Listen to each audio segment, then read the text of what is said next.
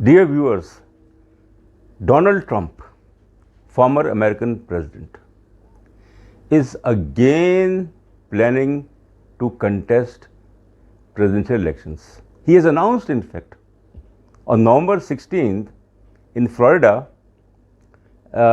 in a gathering, he made that announcement that I will contest 2024 presidential elections. Now, it means that Donald Trump is not a dead horse. He is termed as the most controversial president of the US. 4 years. And his 4 years on one side and the tenure of other president on the other side. There is a difference. Now, despite the fact that in the recently held midterm elections of Senate and House and governors, Republican Party has not been able to sweep. Republican Party has not been able to defeat Democratic Party wholly and solely. Republican Party is only able to get slim majority in the House of Representatives, but it lost the control of Senate. Donald Trump is held responsible for the fiasco of Republican Party, as most of his favorites who contested midterm elections lost.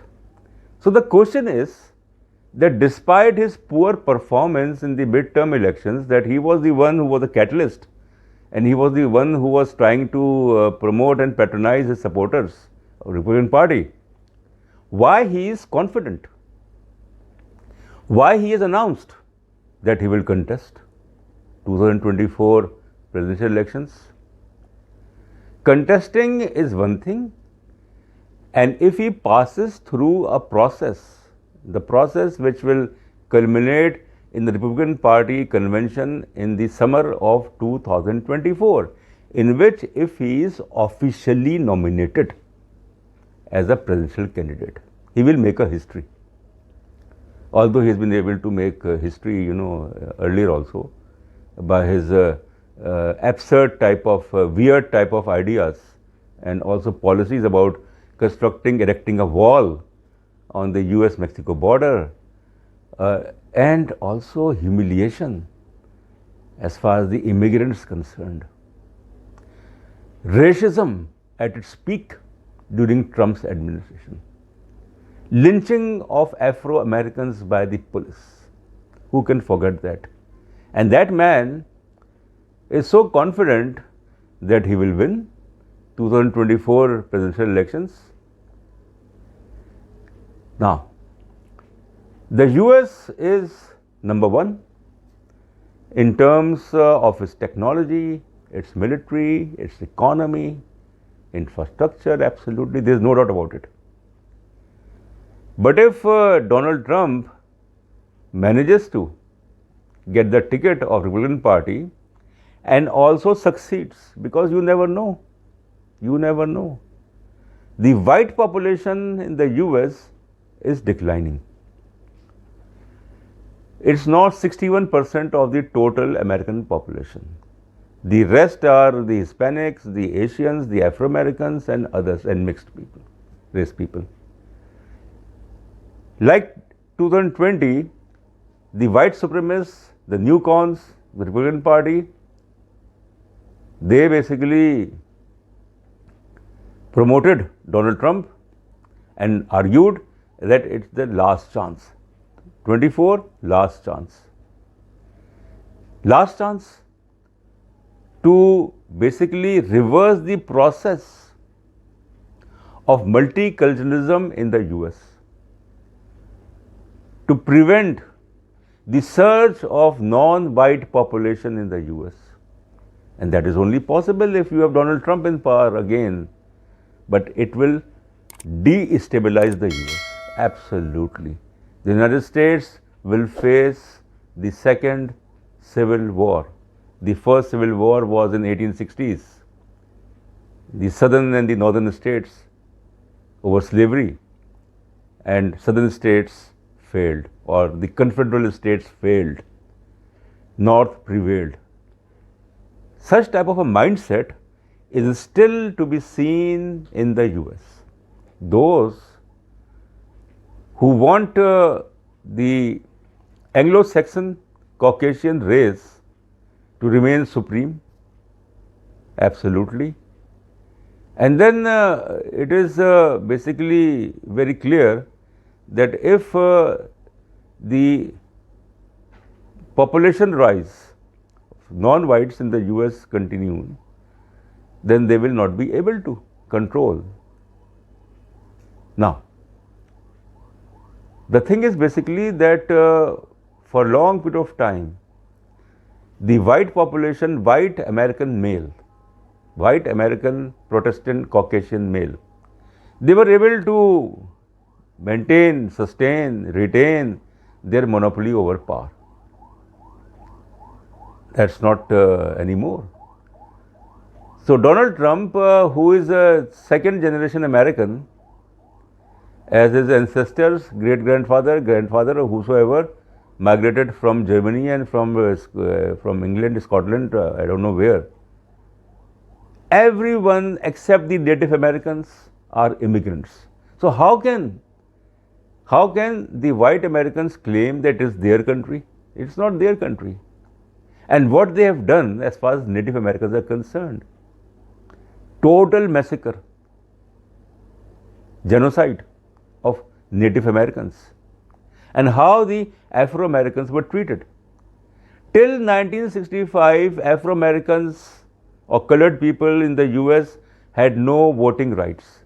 It was only because of Johnson's, Lyndon B. Johnson, who was the president of the US, that he introduced constitutional reforms in which voting rights were granted to all the Americans. Apartheid type system in the US, which prevailed till 1965, it's written in General Colin Powell's book, My American Journey, that when he was a junior officer in the US Army and he was traveling somewhere in Alabama, he was driving and he felt hungry and he stopped in a restaurant. And when he reached the entrance, he was stopped by the management of that restaurant that no, you are not white American, you are not eligible to get the services, the restaurant. That is what was America, United States, way back in 1963, 1962. Women, they got voting rights in the US in the 20s. So it's not that the US was not a democracy, full-fledged democracy till 1965. Now what Donald Trump is trying to, and Trumpism is the name of an ideology. It's a philosophy. It's a mindset. Intolerance, extremism, to basically look down the non-white population, and also to use state resources, the organs of state, police, judiciary, and to appoint people like Narendra Modi in India, BJP, fascism, Hindu nationalism. Somehow Trump was stopped because he lost November 2020 elections, but he refused to. And how Capitol Hill, the seat of American Parliament, or you call it House of Representatives, Congress, was attacked by the supporters of Trump on 6 January 2021. There are cases against Donald Trump, financial, corruption, other type of misuse of power, instigating people, his supporters, to attack the Capitol Hill. And he's again becoming popular. He's again, he claims that he is very popular. And I will make America great. What sort of greatness? So therefore, the survival of the US as democracy, the survival of US as as a multicultural state, country is at stake. And it will be clear in a year's time how much support Donald Trump. Now the final thing is that if there is someone in the Republican Party who can stop Trumpism, who can stop the ideology and the philosophy of Donald Trump, because he is the only person who has caused so much of harm to the Republican Party. Even former President George W. Bush disliked him. Colin Powell, who was Secretary of State during George W. Bush time, disliked him. And many Republicans disliked him. He doesn't represent us.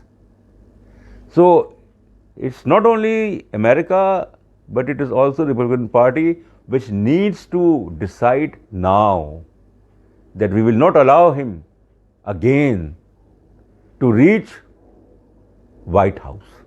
Thank you very much.